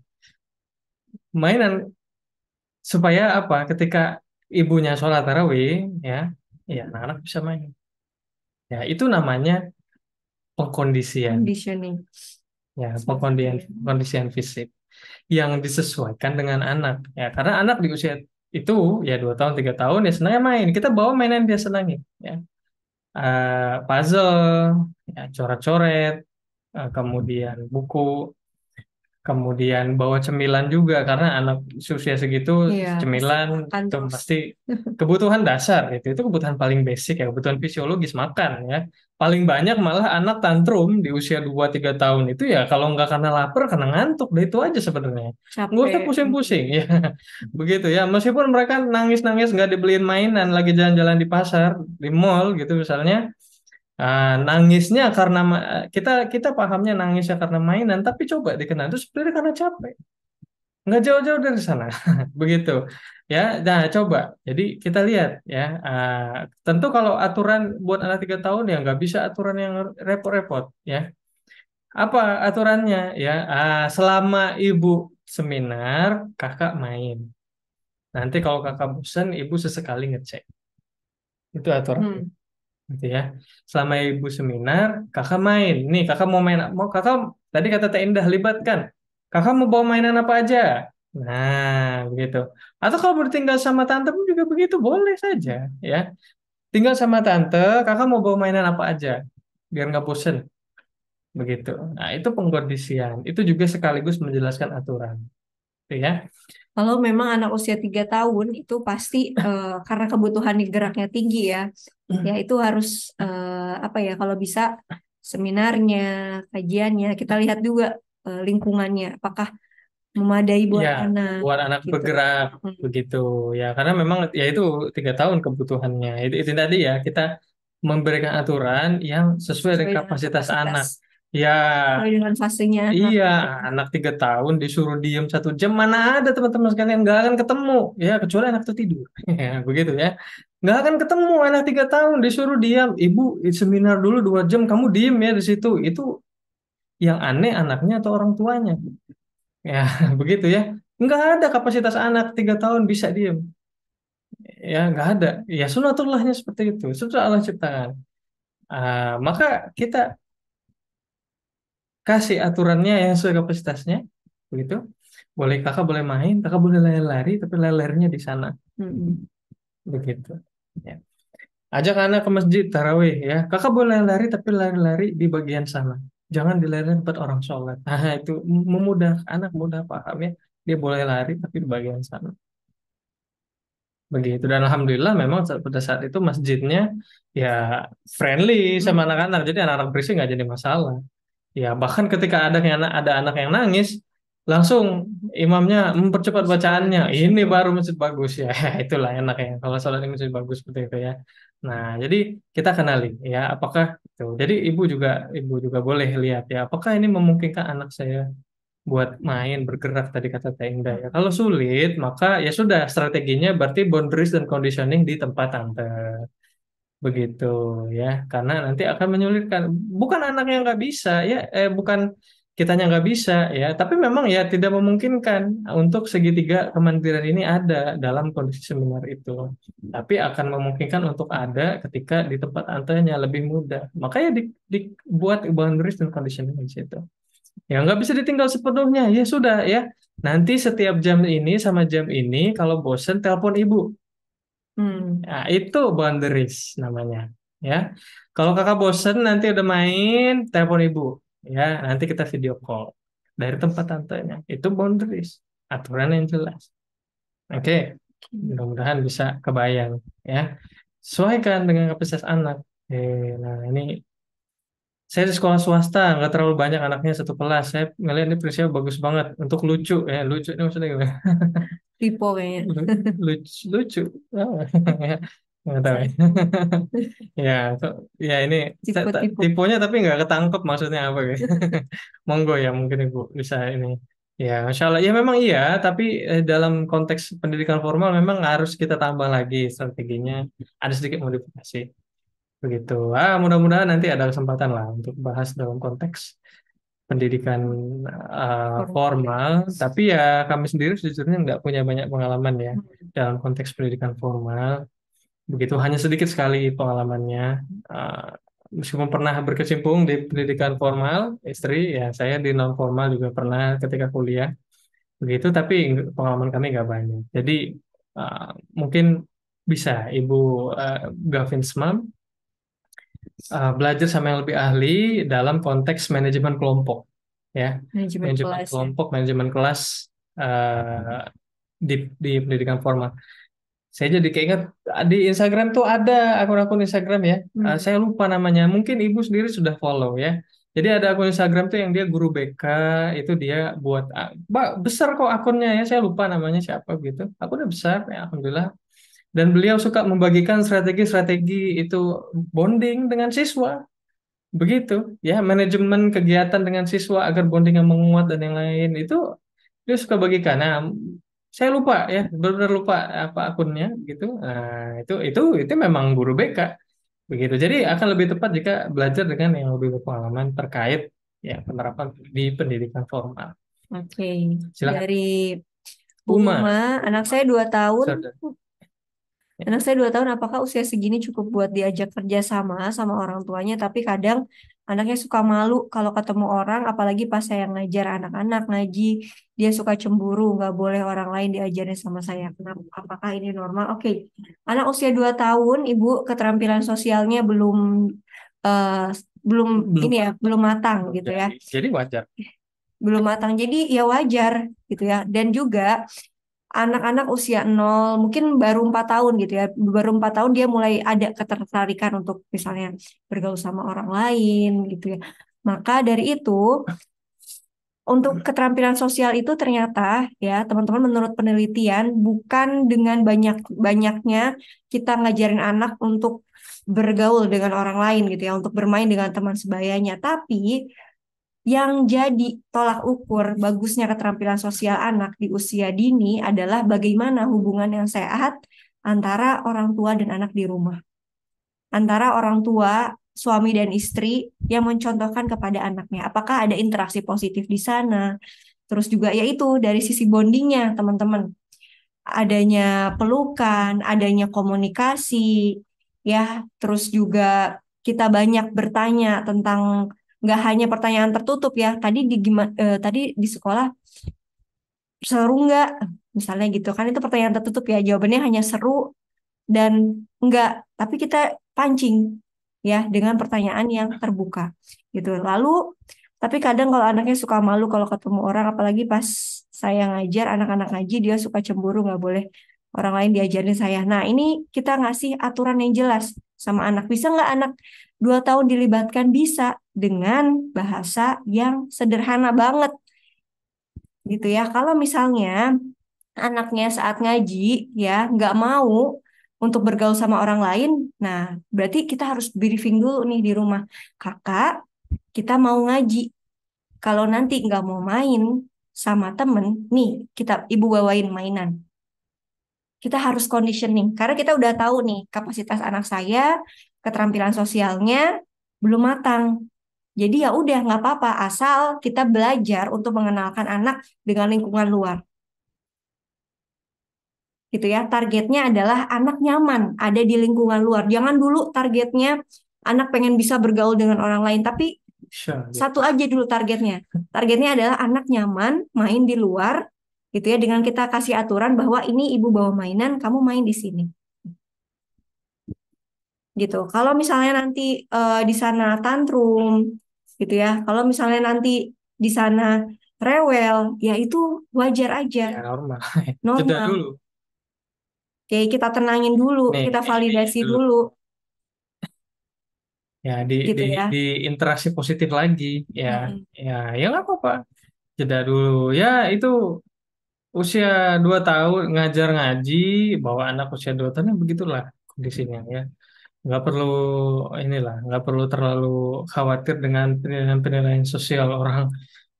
Nggak ini ya, ya tapi ya gimana ya, kadang di Indonesia begitu sih ya, Iya. tantangannya begitu ya. Kalau kayak di Eropa, di Australia, ya itu kuliah S2 sambil nyusuin bayi, bawa anak ya nggak jadi masalah. Ya bahkan dosennya sangat akrab sekali. Tapi di Indonesia ya begitulah tantangan kita ya, tekanan sosialnya sangat tinggi ya. Jadi ketika Hmm. ngajar ngajak anak ngaji di tempat ngaji anak 2 tahun ya beli anaknya rewel udah mulai kan orang-orang kan ini anaknya berisik ini segala macam ya tantangan bagi kita memang Mm-mm. tapi sebenarnya hal-hal seperti itu nggak perlu dikhawatirkan ketika anak tantrum apa ya ini lagi ya Ini ya sebenarnya hampir sama sih, sama kalau ketakutan tekanan sosial itu penyebabnya satu, karena kita nggak menentukan batasan. ya Ya, batasan ya. mm-mm. Ini mungkin silakan ya, Bu Saidah Hussein. Mm. Nanti, Oh sekalian eh, oh saya belum baca ini ya. Tapi kadang sentilan orang luar membuat saya down ya ya gitu ya sekalian sama Ibu Uma apa salah ya saya gimana kadang merasa gitu misal apa sama ibu misal misal apa apa apa-apa sama sama ibunya ibunya, oh gitu kayak ngecek. ya normal aja ya apalagi tadi ibu saya dosen saya usia berapa sih oh 3 tahun ya 2 tahun memang masih lekat gitu anak-anak secara psikologi perkembangan ya nggak usah dipini lah oh, orang lain itu enggak orang lain belum belajar parenting mungkin enggak ngerti perkembangan anak ya seperti yang pernah saya sampaikan ya orang yang nggak punya ilmu akan selalu berbicara tanpa ilmu. Nah, sekarang Ibu Uma, saya ada Hussein lebih punya ilmu tentang bagaimana ciri anak 2 tahun, 3 tahun. Ya memang secara attachment itu normal. Mereka masih pengen banyak nempel dengan orang tua. Ya itu bondingnya bagus, gitu ya. Nah, jadi normal saja. Ya di conditioning aja ya. Boundariesnya yang jelas ya. Tadi benar, setuju Hmm, kata Teh Indah. Kalau nggak mau main, ya temenin ibu ngajar di sini. Kamu main apa? Bawa mainan apa? Bekal mainan itu penting ya penting. untuk usia 1 tahun, 2 tahun, 3 tahun, 4 tahun, ya 5 tahun itu bekal mainan itu penting. Tadi sempat saya ceritakan ya. Teh Indah aja pernah bawa ransel segepok. Saya sendiri juga sempat nanyain, kamu bawa mainan banyak banget gitu. Ngapain sih bawa banyak-banyak? Sembilan juga ya. Beliau beli roti dulu, beli ini dulu buat berangkat sholat tarawih. Tapi itu loh di setting yang sangat penting. Dan alhamdulillah benar-benar anak-anak nyaman di masjid itu Dan salah satu yang kelihatan ya sekarang, nah, itu benar kelihatan ya, anak pertama, anak ketiga itu sangat semangat kalau ke masjid. Ya, itu yang kelihatan sekarang. Hmm. Ya, karena dulu ketika diajak ke masjid itu di conditioning. Ya, di conditioningnya bagus mungkin ya. Alhamdulillah, mudah-mudahan seperti itu. Nah, sekarang mereka sangat mandiri berangkat ke masjid. Meskipun kita nggak menghimbau karena anak perempuan ya. Saya selalu ingatkan, anak perempuan soalnya paling bagus di rumah. Ya, kakak mau ke masjid boleh. Tapi, nah, boundaries, conditioning. Tapi mukenanya dari dalam rumah udah harus dipakai lengkap. Ya, di masjid nggak boleh main sama anak laki-laki gitu, mainnya sama anak perempuan aja. Nah, ini boundaries yang jelas. Ya karena apa? Karena dalam Islam wanita sebaik-baiknya sholat wanita adalah di Di rumah. tempat bilik paling tersembunyi dalam rumahnya. Itu sunnahnya seperti itu, hadisnya seperti itu. Kalau laki-laki harus ke masjid. Nah, ini boundaries ya. Kita punya batasan yang jelas. Begitu. Ini sangat-sangat penting sekali. Nah, Mau nambahin nih ya dari Bu Saidah Hussein nih. Kalau misalnya tentang orang lain yang ngece-ngecein kita, nah ini pentingnya seorang ibu tuh punya yang namanya batasan ya. ya, Kapan kita harus merasa cemas, kapan kita harus membatasi diri buat ini nggak usah dipikirin gitu ya. Karena itu yang sering kali membuat kita stres, membuat kita cemas adalah kita nggak jelas batasannya. Ngelihat orang lain lebih wah dari kita karena batasan kita nggak jelas gitu ya, batasan kita nggak jelas jadinya kita gampang terpengaruh oleh hari itu. Tapi kalau misalnya batasan kita jelas, sebaik-baiknya manusia adalah manusia yang bermanfaat, atau pan yang terbaik adalah orang yang zuhud misalnya seperti itu ya. Kita nggak akan lagi terpengaruh dengan hal-hal yang malah membuat kita jadinya mengkritisi diri kita sendiri, membuat kita down gitu ya. Itu juga yang penting, kenapa pentingnya kita juga punya yang namanya batasan itu ke anak kita. Kita tahu nih, kita kapan harus fleksibel sama anak kita, seperti anak 2 tahun ini ya. Kita harus fleksibel nih, dia sangat fleksibel nggak dua bisa tahun. keterampilan sosial, ya udah fleksibel aja. Bukan kita tegas, kita terus ngatur anak kita untuk bisa bersosialisasi, Harus bisa diam, sementara kapasitasnya belum jangan nganggung ngaji gitu ya. gitu ya. Dan ini juga berlaku nih, batasan dan conditioning ini temenan juga ya, eh, Bu Saidah Hussein gitu. Jadi memang kalau misalnya batasin kita tahu gitu ya, kalau ada orang yang ngece-ngece berarti kita harus pilih nih lingkungan yang mendukung gitu ya. Kita lihat lagi nih, mana nih lingkungan yang memang cocok sama kita gitu ya, yang sesuai sama kita gitu. Itu salah satunya. Nah, insya Allah. Ya, jadi skill cuek ya. Skill cuek itu penting. Penting Di ya. zaman sekarang itu sangat penting, skill Apalagi cuek. ibu-ibu yang masih usia 3 tahun ke bawah, 4 tahun ke bawah ya, yang anaknya pasti bakalan rewel. Kayak ibu baru khususnya. Iya, itu harus benar-benar apalah ya, cuek bener ya. Cuek apa kata orang yang kalau kita punya kita yakin dengan hal yang kita lakukan itu benar, ya udah Iya, kan udah gitu. belajar. Udah belajar, udah Udah tahu. dijelasin, udah dibantu. Bukan Udah, sok merasa pintar gitu ya, ya tapi ya memang lebih pinter kan. Gimana? Ya, ya gitulah. Skill cuek itu penting ya bagi kita milenial ini ya, yang 30, 40 tahun, mau 20-an, ya mungkin baru-baru nikah ini ya, 20-an, 25. Ya, itu distraksinya banyak sekali emang. Kita sebagai orang tua saat itu distraksinya banyak sekali. Jadi skill cuek itu sangat penting ya. Pegang satu pegangan yang jelas ya, punya satu pegangan yang jelas.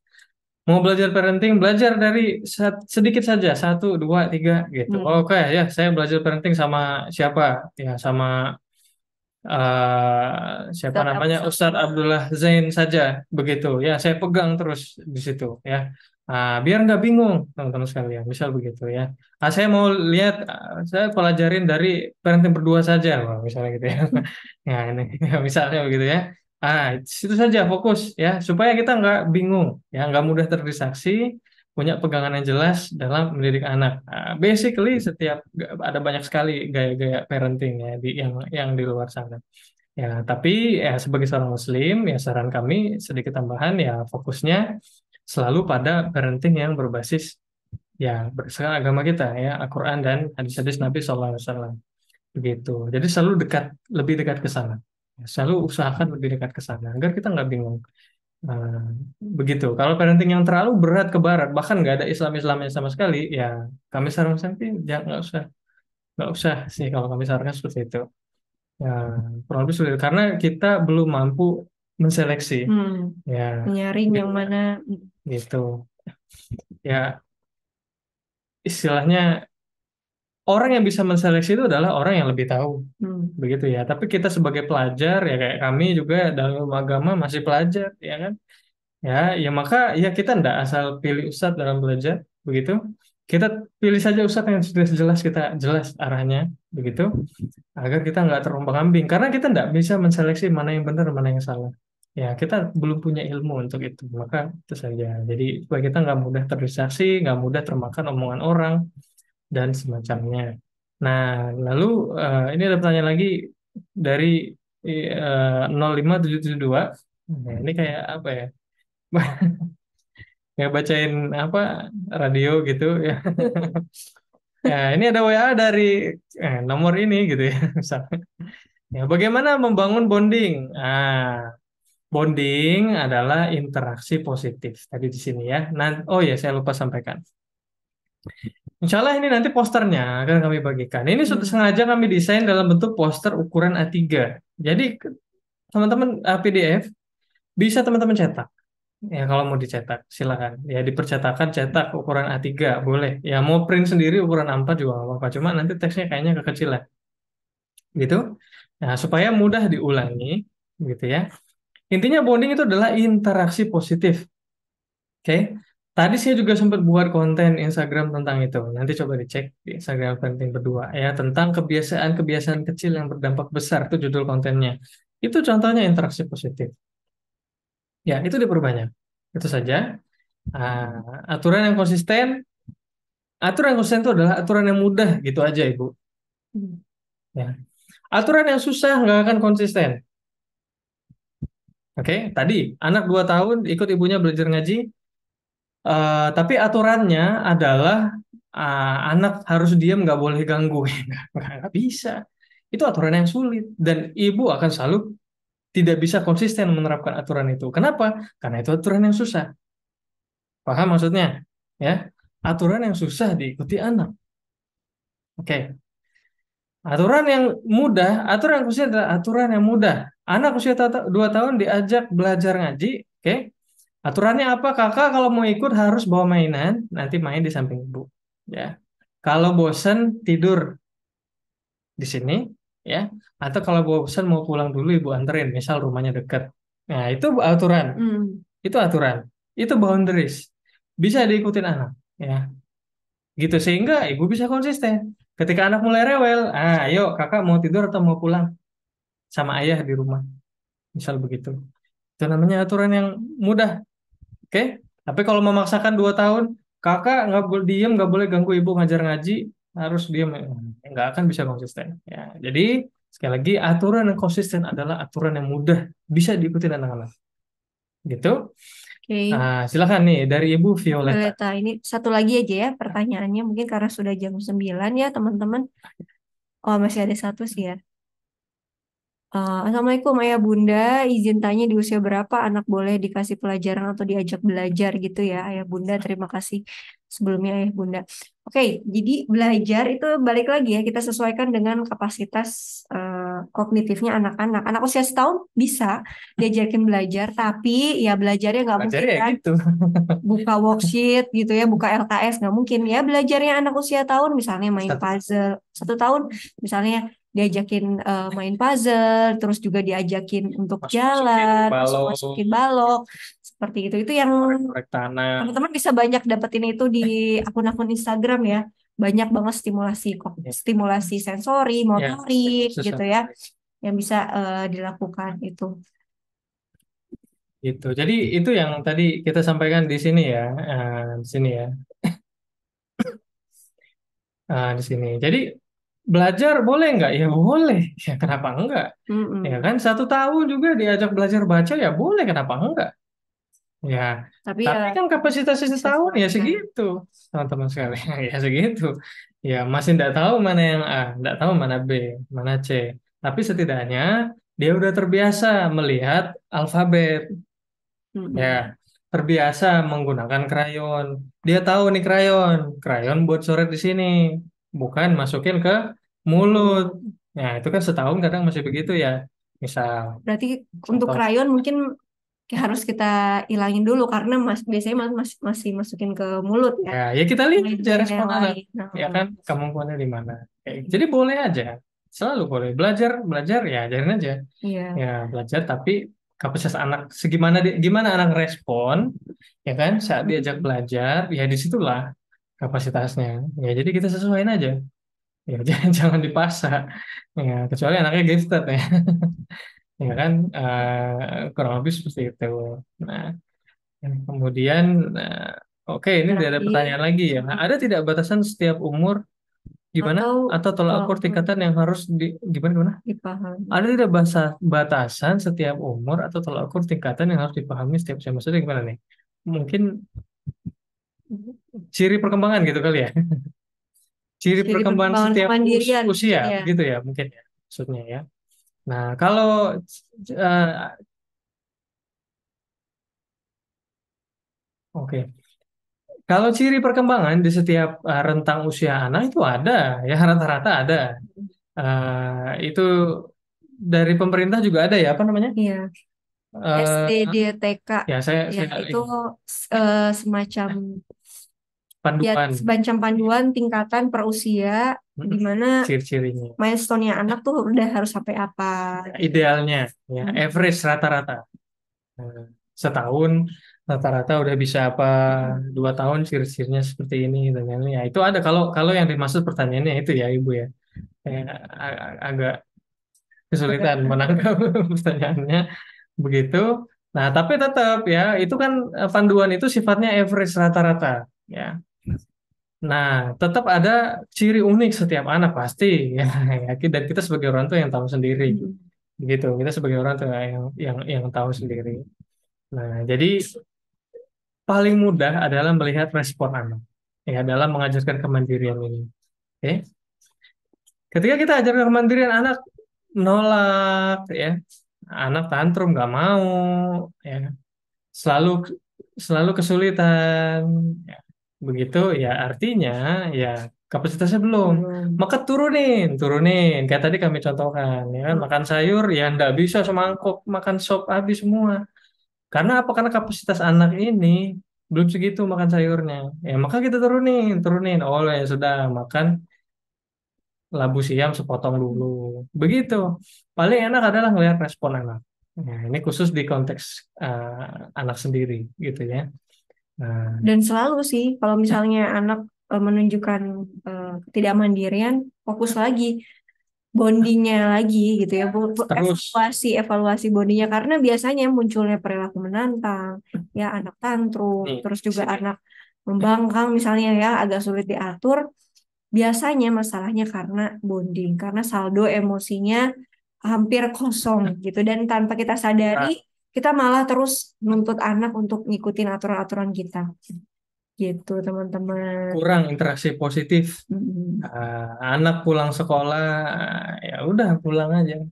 Begitu ya. Ayah Habis ibunya itu nonton Ya, ya ayah ibunya lah masih lanjut kerja. Oh, jangan interaksi positif dulu dong ya. Anak pulang sekolah aja ngobrol dulu ya. Dikasih minum ambilin air minum. putih ya. Boleh malah pulang sekolah ya diajak jajan dulu yang sehat-sehat. Sesekali saja, nggak harus tiap hari ya. Sekali saja. Khususnya dia lagi habis ujian begitu. Jajan yang nggak sehat. Jajan yang nggak sehat sekali. Jadi dia habis ujian. Pulang kita jemput, kita mampir dulu beli es krim, duduk makan es krim, itu interaksi positif namanya. Nah, itu bonding, itu nguatin bonding. Jadi teman-teman setiap interaksi kita dengan anak kita itu membuat Yang hubungan, memunculkan emosi positif.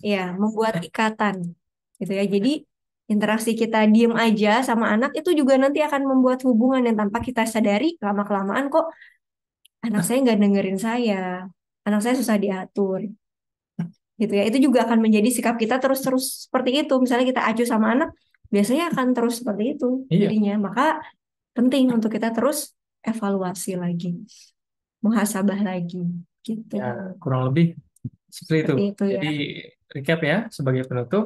Nah, segitiga kemandirian. Untuk membentuk kemandirian, modalnya adalah ini. Insya Allah dengan adanya bonding, boundaries, dan lingkungan Conditioning. yang mendukung. Nah, ini insya Allah kemandirian itu akan terbentuk. Meskipun prosesnya pasti lama. Ya, prosesnya pasti lama. Ya, dan sangat bertahap. Sangat bertahap. Anak 4 tahun diminta beresin mainan. Belum bisa. Ya, nolak, nggak mau. Ya, turunin. Turunin dalam arti seperti apa? Ya, beresin kertasnya dulu saja. Ya, beresin bonekanya dulu saja. Turunin. Turunin. Begitu. Ya, perbanyak interaksi positifnya. Habis beresin boneka, wah, Masya Allah keren. Bonekanya rapi semua. Itu puji. Itu interaksi positif ya. Puji, interaksi positif ya. Besok-besoknya diingetin lagi juga, kakak kemarin udah bisa tuh beresin bonekanya rapi ya. Malam ini, hari ini bantu ibu lagi ya, beresin mainan. Kakak boneka sama eh, kertas, sama mobil-mobilannya. Ah, naikin pelan-pelan ya. Boundariesnya naikin pelan-pelan. Sesuai kapasitas anak. Ah, aduh Bu, ini kalau aku beresin apa namanya Semuanya. eh, mobil juga mobil-mobilan juga banyak banget, susah. Ya sudah, ya boneka lagi saja, boneka lagi saja. Itu nggak apa-apa loh, yang kayak gitu tuh normal loh. Iya. Ya itu Nego lagi itu seperti sehat itu. begitu tuh, ya. Itu cara menuntut mandirian itu seperti itu. Ya, begitu ya sudah boneka dulu. Nanti lama-lama akan bisa semuanya bahkan ya, bahkan nanti 10 tahun, nah enggak perlu beresin rumah lagi gitu ya. Nah, nanti udah 10 tahun Kak, waktunya beres-beres, silahkan beresin semua gitu ya. Anaknya udah mampu beresin banyak hal, misalnya begitu ya. Tapi ya prosesnya sangat bertahap ya. Anak itu akan menunjukkan perkembangan yang sangat kecil, ya kecil kecil kecil kecil. Tapi yang kecil ini lama-lama ya jadi kemandirian yang utuh nantinya. Seperti itu. Conditioning. Ya itu juga salah satunya ya pentingnya conditioning sama anak membentuk kebiasaan agar nanti di anak usia 8 9 tahun saat kita suruh anak sholat misalnya mereka nggak kesulitan. Nah, jadi karena udah jadi kebiasaannya dia, gitu ya dia nggak perlu mikir lagi, langsung dia akan lakuin. Itu yang kita inginkan ya teman-teman. Kenapa sih capek-capek kita di usia dini ngajarin yang namanya kemandirian agar apa? Karena anak usia dini itu ya otaknya kita tahu ya golden age-nya itu masih gampang untuk dibentuk kebiasaan, untuk dikonditioningkan Bondingnya gitu ya. masih enak. Masih gampang. Apa kalau misalnya dibandingin dengan anak yang udah saya 10 tahun baru nih kita kuatin ini itu akan jauh lebih susah. Lebih menantang memang. Iya, lebih menantang dan ya pasti jalannya lebih terjal lah. Itu makanya kenapa sih yuk sama-sama kita susah-susah gitu ya di usia 5 tahun ke bawah ini karena susahnya nggak akan lama. Nanti insya Allah usia 7 8 tahun kita udah bisa dapetin buahnya. Mudah-mudahan seperti itu. Meskipun buahnya masih agak-agak asam dikit gitu ya. Nah, nanti dapet yang manis. Amin, Begitu. insya Allah. Ya. Nah, kurang lebih seperti itu teman-teman sekalian. Hmm. Mudah-mudahan bisa bermanfaat ya. Mohon maaf. Ini sebenarnya pembahasan yang sangat seru sekali dan jelas nggak cukup ya. Bahkan ini bisa jadi kelas sebulan sendiri sebenarnya gitu ya. Kalau kita mau bahas lebih dalam lagi ya, masalah Oke. interaksi positif, interaksi negatif aja belum kita bahas di sini ya kan karena agar kita bisa benar-benar membedakan ya interaksi positif, interaksi negatif seperti apa agar kita bisa hindari yang negatif gitu kan. Nah, itu aja belum kita bahas di sini ya. Jadi banyak sebenarnya, tapi insya Allah pondasinya ada di sini. Ya, mau kita bahas sedalam apa? Ya, ini yang akan kita bahas tuh hanya membahas tiga ini saja. Hmm. Begitu. Pasti hanya pengembangan atau turunan dari tiga hal ini saja. Insya Allah. Oke, ya Begitu. boleh dilihatin kelas latihan tegas terhadap Oh ya, aturan. ini sorry, sorry ya. Gimana? Nah, silakan ya. Eh, Nah, jadi teman-teman tadi udah ada.